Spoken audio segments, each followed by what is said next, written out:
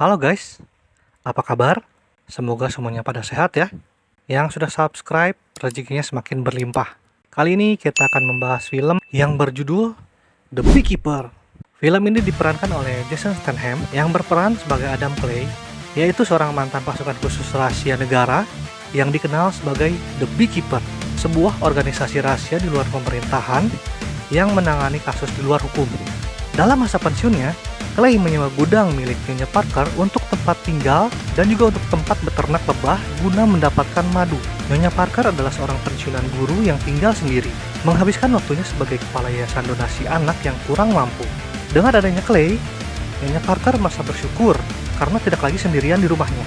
Begitu juga Clay, yang diperbolehkan tinggal di gudang tersebut. Siang itu, Nyonya Parker mengundang Clay untuk makan malam setelah pekerjaannya selesai. Nyonya Parker kembali ke rumah dan menyalakan laptopnya. Ternyata laptopnya terkena virus, memaksa dia menghubungi nomor yang sudah tertera.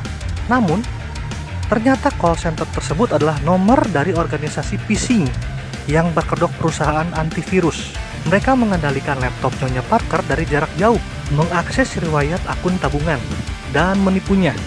Manajer perusahaan phishing United Data Group yang bernama Mickey Garnett memberikan alasan palsu tentang gangguan sistem dan meminta nomor rekening Nyonya Parker. Garnett mengirimkan jumlah uang yang jauh lebih besar dari yang diminta, berpura-pura sebagai kesalahan, dan meminta sisa uangnya dikembalikan. Tanpa curiga, Nyonya Parker mengakses tabungannya melalui laptop. Namun, tiba-tiba saldo serta uang donasinya lenyap. Di saat yang sama, Clay masih sibuk dengan lebahnya dan membuat stoples madu untuk Nyonya Parker.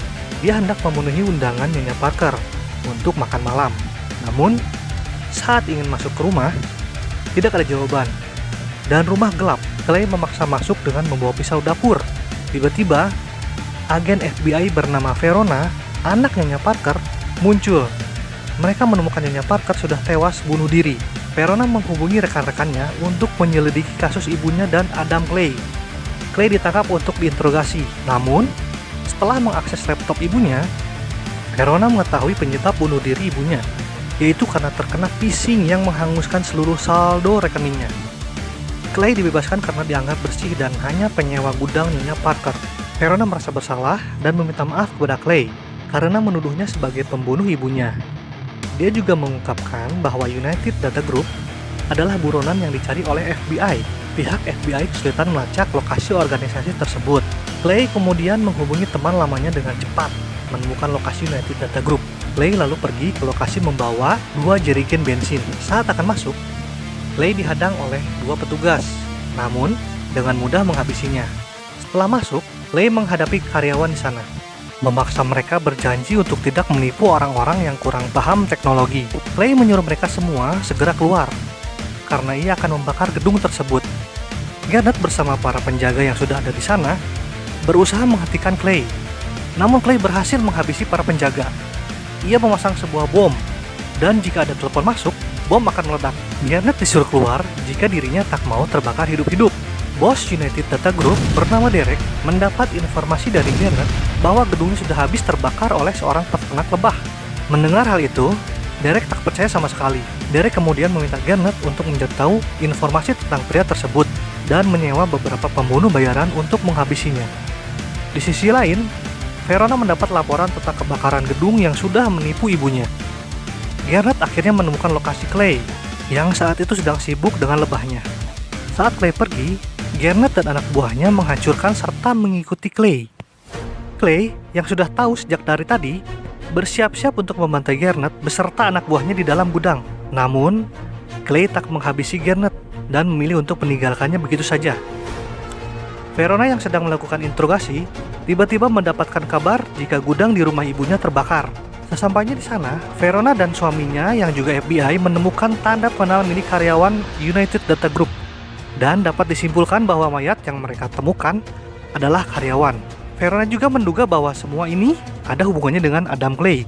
Garnett berhasil selamat dan kabur dari tempat itu. Di perjalanan, dia melaporkan kejadian tersebut kepada Derek bahwa semua rencananya gagal total dan semua jari kanannya sudah dipotong oleh Clay. Derek yang mendengar hal itu sangat terkejut dan penasaran. Siapa sosok pria tersebut? Clay yang ternyata membuntutinya datang menghampirinya. Clay menghajar Garnett dan melemparnya ke laut beserta truknya. Kejadian itu didengar langsung oleh Derek karena teleponnya masih tersambung. Clay kemudian mengambil telepon Garnet dan mengatakan bahwa ia akan memburu Derek serta membakarnya hidup-hidup. Verona dan rekannya penasaran akan identitas Adam Clay karena di database milik FBI tidak tercantum identitasnya sama sekali. Mereka menduga bahwa Clay adalah seorang anggota organisasi rahasia pemerintah. Tak lama kemudian, Verona mendapat kabar bahwa tubuh Garnet sudah ditemukan tewas. Derek meminta kepala keamanan perusahaan yang bernama Wallace untuk mencari tahu siapa Clay. Setelah mengetahui bahwa dia adalah mantan anggota Beekeeper, Wallace menyadari bahwa mereka dalam bahaya. Dia memberitahu Derek bahwa dia sudah membuat marah orang yang salah. Wallace menghubungi ibu Derek yang ternyata adalah Presiden USA yang bernama Jessica. Jessica memohon Wallace untuk melindungi putranya. Wallace kemudian menghubungi Direktur CIA yang bernama Janet untuk meminta informasi mengenai Adam Clay. Setelah mengetahui status Adam Clay sudah tidak aktif lagi, tak butuh waktu lama, Adam Clay yang sedang mengisi bensin tiba-tiba diserang oleh anggota Beekeeper lainnya, bernama Anna. Namun Clay mampu menghabisinya dengan mudah.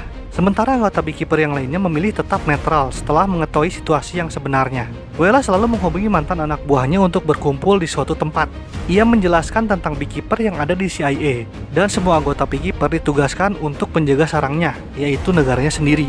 Dengan kata lain, anggota Beekeeper bisa bertindak semaunya demi kepentingan negara. Setelah itu, Wallace membohongi semua anak buahnya bahwa Adam Clay sudah pensiun, dan sebagai seorang mantan Beekeeper, Clay sudah tidak berguna untuk kepentingan negara.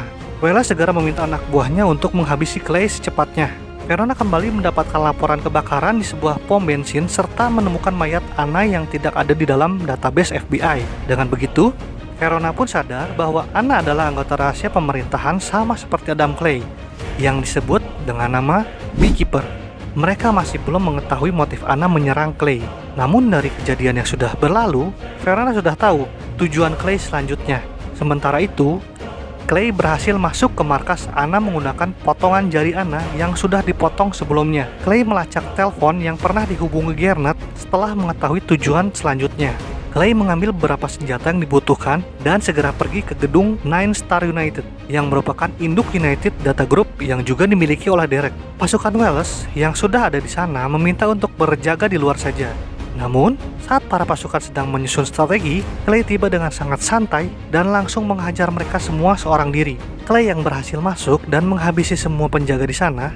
Clay mengintegrasi manajer Nine Star United, menanyakan siapa pemilik dari usaha tersebut. Tak lama kemudian, Verona beserta pasukan lainnya datang, dan beruntungnya, Clay bisa segera kabur dari sana.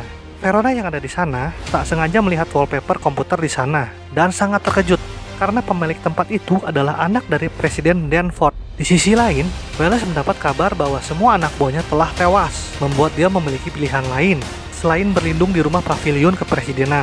Sementara itu, Verona yang sudah tahu dalang dari Nine Star United melaporkan kepada Direktur FBI.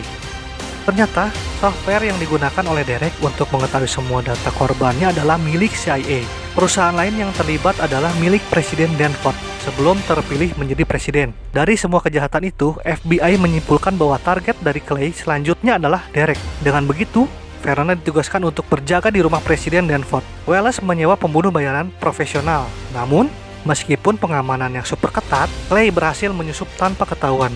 Setelah itu, Clay juga memasang sebuah bom di mobil FBI, serta segera ganti baju agar tidak ketahuan. Di dalam rumah pavilion, Direktur FBI memberitahu semuanya kepada Presiden, dan semua itu berhubungan dengan anaknya, yaitu Derek. Tanpa sepengetahuan ibunya, Derek sudah memakai software milik CIA untuk menjalankan usaha penipuannya. Tak cukup sampai di situ, rupanya biaya kampanye yang digunakan didapat dari penipuan anaknya. Di waktu yang sama, Verona menyadari keberadaan Clay, dan segera mengerahkan seluruh anak buahnya. Sayangnya, posisi Clay terpojok dan hendak dihabisi. Tapi tiba-tiba bom yang sudah dipasang meledak, membuat keadaan menjadi terbalik. Meskipun seorang diri, Clay menghajar semua pasukan dan berhasil masuk ke dalam rumah presiden. Sementara itu, presiden yang sudah muak berencana untuk mengatakan ke publik tentang semua kebusukan anaknya. Derek yang panik menyandra ibunya sendiri. Dalam situasi yang rumit, Clay mencoba menyusun strategi dan memberikan pilihan kepada Verona. Bekerja untuk hukum atau bekerja untuk keadilan. Tiba-tiba, Clay menembak kepala Derek dan melompat melewati jendela. Verona yang mempunyai kesempatan untuk menembak Clay malah membiarkannya kabur begitu saja, dan film pun berakhir.